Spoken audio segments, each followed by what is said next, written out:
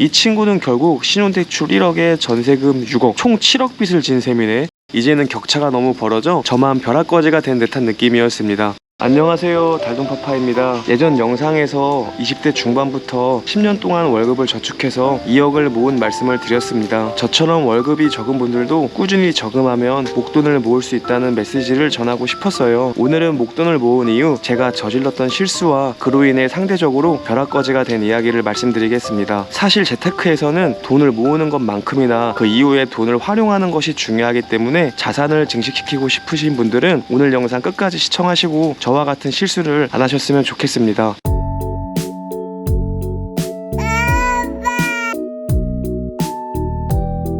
2010년부터 본격적으로 돈을 모으기 시작하여 횟수로 10년 차인 2019년 제 수중에는 2억이라는 돈이 있었습니다. 그 당시 부모님 댁에서 출퇴근을 하여 주거비를 절약할 수 있었던 것은 저에게 큰 도움이 되었지만, 이런 이유로 저는 제 집을 마련해야겠다는 생각을 하지 못했습니다. 그래서 2억을 예금 통장 4군데로 나누어 계속 이자만 받는 재테크를 하고 있었습니다. 이것이 제 첫 번째 실수였습니다. 계속 저축으로만 재테크를 하는 것이 아니라 어느 시기가 되면 부동산에도 관심을 가졌어야 했습니다. 당시 주변 소식을 통해 저와 비슷한 시기에 직장 생활을 한 친구가 2017-18년경 홍동구에 아파트를 샀다는 소식을 접해 들었습니다. 그 친구도 수중에 돈이 2억 안 되게 저와 비슷하게 있었는데 아파트를 전세를 끼고 신용대출을 받아 구입했다는 것입니다. 결론적으로 8, 9억 하는 집을 본인 돈은 1, 2억 정도만 들여서 산 것입니다. 당시 불인이었던 저는 부러움보다 이런 생각을 했습니다. 너무 무모한 거 아니야? 지금은 신용대출 1억만 갚지만 결국 전세입자가 나가면 전세금 6억을 돌려주면 그걸 어떻게 감당해? 이 친구는 결국 신용대출 1억에 전세금 6억 총 7억 빚을 진 셈이네. 와, 진짜 큰일 났다. 나중에 분명 어려움에 후회하겠지? 이런 생각을 했습니다. 심지어 그 친구는 한 채를 더 구입할까 고민하고 있다는 소식도 들었어요. 물론 더 샀는지는 모르겠습니다. 어쨌거나 그렇게 시간이 흘러 홍동구가 마용성